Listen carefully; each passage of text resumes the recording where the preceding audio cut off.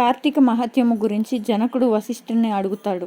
ఒకరోజు శౌనకాది మునులు తమ గురువుతో సమానమైన సూతుని వద్దకు వచ్చి భక్తి శ్రద్ధలతో నమస్కరించి, అయ్యా, అనేక పురాణ గ్రంథాలు తెలుసుకున్నాము. ఇప్పుడు మాకు కార్తీక మాస మహత్యం గురించి తెలియజేయాలని విన్నవించుకుంటున్నాము అని చెప్తారు. అప్పుడు సంతోషంతో సూత మహర్షి, ఓ మహర్షులారా, మంచి విషయం అడిగారు. ఒకప్పుడు ఇదే కోరికను నారదుడు సృష్టికర్త అయిన బ్రహ్మను అడగ్గా బ్రహ్మదేవుడు నారదుడికి, విష్ణుమూర్తి లక్ష్మీదేవికి, శివుడు పార్వతీదేవికి తెలియజేసిన ఈ కథను మీకు నేను తెలియజేస్తాను. ఈ కథను వినడం వల్ల మానవులకు ధర్మార్థ కామమోక్షములు కలుగుటయే కాకుండా ఇహమందు పరమందు సకల ఐశ్వర్యాలు తులతూగుతారు. కావున శ్రద్ధగా వినండి అని చెప్తాడు. పూర్వం ఒకరోజు పార్వతీ పరమేశ్వర్లు ఆకాశ మార్గంలో విహరించుచుండగా పార్వతీదేవి, ప్రాణేశ్వర, అన్ని ఐశ్వర్యములు కలుగుజేయినది మానవులందరూ వర్ణభేదములు లేకుండా చేయదగిన శాస్త్రసమ్మతమైన వ్రతం వివరించండి అని కోరుతారు.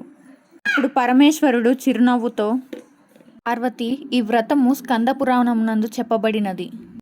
ఇప్పుడు వశిష్ఠుడు మిథిలా నగర రాజైన జనక మహారాజుకు చెప్పబోచున్నాడు. చూడు, ఆ మిథిలా నగరం వైపు అని చూపిస్తారు. వశిష్ఠుని రాకకు జనకుడు సంతోషించి అర్ఘ్యపాద్యాలతో సత్కరించి కాళ్ళు కడిగి జలాలను తలపై చల్లుకొని, మునీశ్వర, మీ రాకతో మిథిలా నగరం పావనమైనది. నేను నా ప్రజలు పవిత్రులైనాము. మీ యొక్క పాదధూళిచే నా దేహం పవిత్రమైంది. తమరు ఏ కార్యం కొరకు ఇక్కడికి వచ్చారో తెలియజేయండి అని అడుగుతాడు. అప్పుడు వశిష్ఠుడు, నేను ఒక యజ్ఞం చేపట్టినాను. దానికోసం కావలసిన ధనం కోసం నిన్ను అడిగి యజ్ఞం ప్రారంభించాలని వచ్చాను అని తెలుపగా జనకుడు, మునీశ్వర, ఈ యజ్ఞానికి కావాల్సిన ధనం తప్పక ఇవ్వగలను. కానీ చాలా కాలం నుండి నేను ఒక దైవ సందేహంతో కొట్టుమిట్టాడుతున్నాను. దాన్ని తీర్చుకునే అదృష్టం నాకు కల్పించండి అని అడగ్గా, కార్తీక మాసం గొప్పతనం ఏమిటి, ఆ మాసానికి ఉన్న పవిత్రత ఏమిటి సవినయంగా తెలియజేయగలరు అని వేడుకుంటాడు. అవునా, మీ ఆ కార్తీక మహత్యం గురించి వివరించవలసినది అని ప్రార్థించాడు.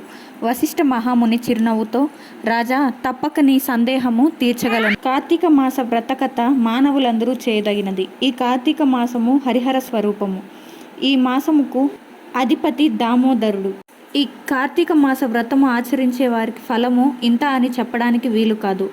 ఆచరించే వారితో పాటు విన్నవారికి కూడా ఎలాంటి నరక బాధలు లేక ఇహమందు పరమందు సౌఖ్యం పొందగలరు. నీ వంటి రాజు ఈ కథను గురించి అడిగి తెలుసుకున్నట చాలా గొప్ప విషయము. శ్రద్ధగా వినండి అని ఈ విధంగా చెప్పడం ఆరంభిస్తాడు. ఓ జనక మహారాజా, కార్తీక మాసంలో సూర్యభగవానుడు తులారాశి యందు ఉండగా వేకోజామునే లేచి కాలకృత్యాలు తీర్చుకొని స్నానం చేసి దాన ధర్మం చేసి దైవారాధన చేసినచో దాని వలన చెప్పలేనంత పుణ్యఫలం లభిస్తుంది. ముందుగా కార్తీక మాసమునకు అధిదేవత అయిన దామోదరుని నమస్కరించి, ఓ దామోదరా, నేను చేయు కార్తీక వ్రతమునకు ఎట్టి ఆటంకములు కలగకుండా నన్ను కాపాడుము అని శ్రీ అఖిలాండ కోటి బ్రహ్మాండం నందలి భరతఖండం నందు నైమిషారణ్యంలో అన్ని పుణ్య చరిత్రలు తెలిసిన గొప్ప మునిపుంగవుడు సూత మహాముని శౌనకాది మహామునులకు తమ గురుతుల్యుడైన సూతుని వద్దకు వచ్చి భక్తి శ్రద్ధలతో నమస్కరించి ఈ యొక్క కార్తీక మాస పవిత్రతను, విశిష్టతను, గొప్పతనాన్ని వివరించుచున్నాడు. వారి సంభాషణ ఈ విధంగా కొనసాగుతూ ఉంది. ఓ రాజా, ఈ వ్రతం చేయి తలపెట్టిన రోజు నుంచి సూర్యోదయంకు ముందే లేచి కాలకృత్యాలు తీర్చుకొని నదికి వెళ్ళి స్నానము చేసి గంగాదేవికి, శ్రీమన్నారాయణునికి, పరమేశ్వరునికి, భైరవునికి నమస్కరించి సంకల్పం చెప్పుకొని మరలా నీటి యందు మునిగి సూర్యభగవానునికి అర్ఘ్యం ఇచ్చి పితృదేవతలకు తర్పణం వదిలి గట్టుపై 3 దోసులు నీళ్లు పోయాలి. ఈ కార్తీక మాసంలో పుణ్యనదులైన అన్ని నదులలో గంగాదేవి నివాసం ఉంటుంది. ఏ నదిలో స్నానం చేసినా గొప్ప ఫలితాన్ని ఇస్తుంది. అంతేకాదు, స్నానం చేసిన తర్వాత తడి బట్టలు వదిలి మడి బట్టలు కట్టుకొని శ్రీ మహావిష్ణువుకు ఇష్టమైన పువ్వులను తానే స్వయంగా తెచ్చి నిత్య ధూప దీప నైవేద్యములతో భగవంతుని పూజ చేసుకొని గంధము తీసి భగవంతునికి సమర్పించి తాను కూడా బొట్టు పెట్టుకోవాలి.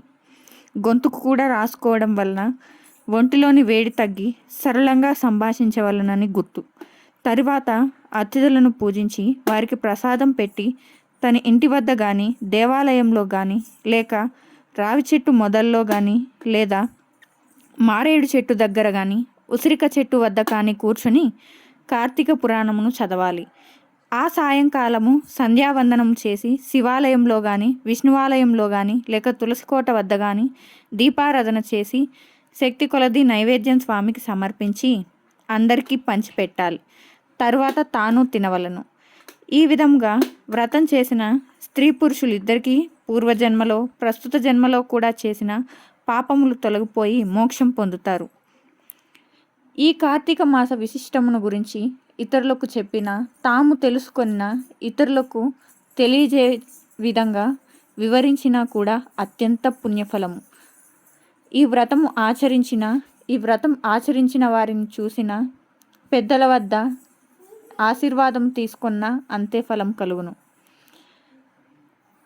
ఈ వ్రతం చేయుటకు అవకాశం లేనివారు వ్రతం చేసిన వారిని చూచి వారికి నమస్కరించిన వారికి కూడా కార్తీక మాస వ్రతఫలం దక్కుతుంది.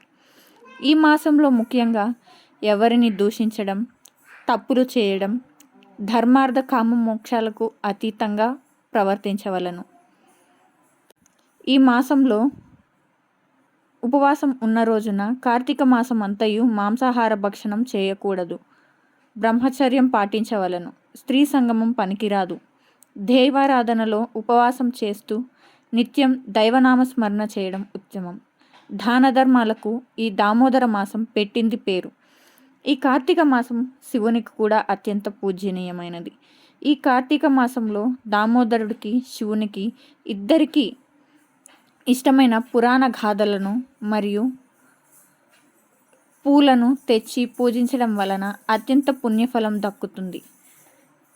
కోటాను కోట్ల జన్మల యొక్క దరిద్రం పోయి సుఖ సంతోషాలు వెల్లివిరుస్తాయి. ఈ కార్తీక పురాణం వినడం వల్ల ఇంట్లో ఆయురారోగ్యాలతో సుఖశాంతులు నెలకొంటాయి. ఆనందంతో ఈ కార్తీక మాసం మీ జీవితంలో మలుపు తీసుకువస్తుంది. ఈ కార్తీక మాసాన్ని అత్యంత శ్రద్ధాభక్తులతో శివాలయమును కానీ, విష్ణువాలయమును కానీ, ఉసిరి చెట్టును కానీ, లేదా మారేడు చెట్టును కానీ, తులసి చెట్టును కానీ పూజించిన, గోవుకు సేవ చేసిన అత్యంత పుణ్యఫలం దక్కుతుంది. మహాపాతకముల నుండి పడగలరు. ఈ మహామాసమునందు ఏ కార్యం చేసినా 100 రెట్ల ఫలితం దక్కుతుంది. కావున దాన ధర్మాలు, మంచి పనులు, ఇతరులకు సేవ చేయుట, పెద్దలను సంస్కరించుట, బ్రాహ్మణులకు దానం చేయుట, వారిని పూజించుట అత్యంత ఉత్తమం.